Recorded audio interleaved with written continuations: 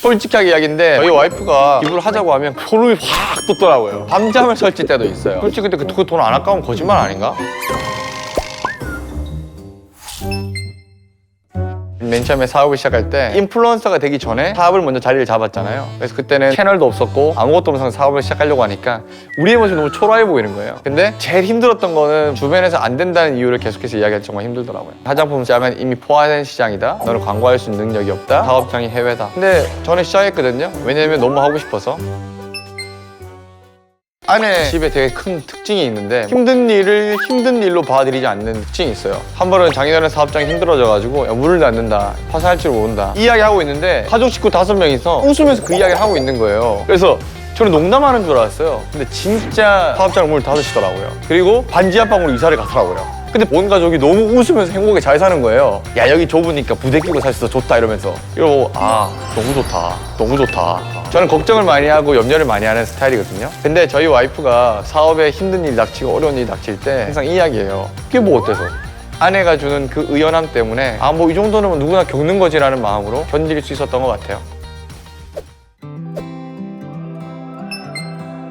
저희가 사업할 때 너무 힘들 때가 있었어요. 와이프가 광야에서 이스라엘 백성처럼 하나님 앞에 원망했던 적이 있었어요. 자기는 원래 한평생 주일 예배만 갔는데 수요 예배, 철야 예배 다 가고 예배를 곱하기 3을 했는데 예전보다 살면 더 힘들어진 것 같고 그래서 하나님한테 좀 보상 심리로 곱하기 3이면 내 삶도 곱하기 3 해야 되지 않냐라는 논리를 단순하게 들이댔던 적이 있는데 그때 와이프가 약간 투덜대면서 제가 나중에 돈 벌면 하나님께 드릴게요. 근데 와이프가 그걸 지키려고 노력하는 것 같아요. 그래서 약속을 지키려고 하는 게 가장 큰 것 같고 솔직히 엄청 아깝고요. 밤잠을 설칠 때도 있어요. 솔직하게 이야기인데 많은 분들이 저가 기부하기 때문에 한다고 생각하는데 와이프가 항상 저보다 더 큰 금액을 이야기해요. 그걸 줄이는 건 저의 몫이고 근데 그래도 하는 거예요. 근데 그 많은 사람들이 그 기부하는 걸 능력 있고 의인이기 때문에 근데 그게 아니라 내가 물질을 벌고 많은 사람들이 알려지고 나서 변질되는 게 더 무섭거든요. 물질을 흘려보낼 때마다 내가 내 처지를 기억하게 되고 내 책임에 대해서 다시 기억하게 돼서 잘 버티고 살아가는 데 힘이 되기 때문에 제가 살기 위해서 하는 것 같아요.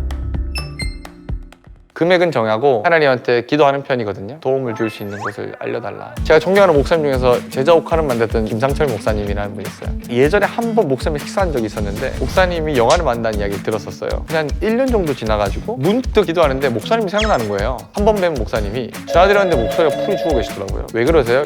사실 어제 영화 제작 중단을 멈췄다는 거예요. 제가 그때 준비했던 금액이 2,400만 원 정도 됐었거든요. 목사님한테 물어봤어요. 목사님, 그럼 영화를 다 끝내기까지 얼마 정도 재정이 있으면 영화를 끝낼 수 있습니까? 목사님이 2,400만 원 정도 필요하다는 거예요.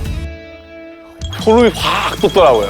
아직 나오지 않는 영화 중독이거든요. 하나님이 때에 맞고 필요한 장소를 연결시켜 주시는 것 같아요. 그래서 저는 기부할 목적을 두고 많이 기도하는 편이에요. 와이프랑 둘이 있을 때 저한테 그런 말 하더라고요. 근데 나 필리핀에 있을 때 진짜 행복했던 것 같아. 필리핀에 있을 때 미래가 없는 것 같은 두려움 속에 살아가는 시기였거든요. 근데 되돌아보니까 진짜 그때 행복했더라고요. 시편에 나오는 형통한 사람은 시냇가에 심겨진 나무가 자라는 거거든요. 굉장히 당연한 이야기라고 생각해요. 물이 있으니까 나무가 잘 자라겠죠. 하나님께서 창조하신 그 목적 그대로 그냥 살아가는 게 형통한 거라고 생각해요. 하나님께 오늘 주시는 당연함, 또 눈을 감고 찬양하면서 느끼는 하나님의 임재, 골방에 앉아서 성경을 읽다가 하나님께서 주시는 새 힘, 그것을 누리고 그것을 가슴에 새기고 살아가는 게 정말 형통하다고 생각해요. 그래서 돈 때문에 행복하냐? 돈 때문에 행복하죠. 근데 돈 때문에 행복할 수 있는 사람은 돈이 없어도 행복할 수 있어야 된다고 생각해요. 그게 좋은 신앙인이라고 생각합니다. 예.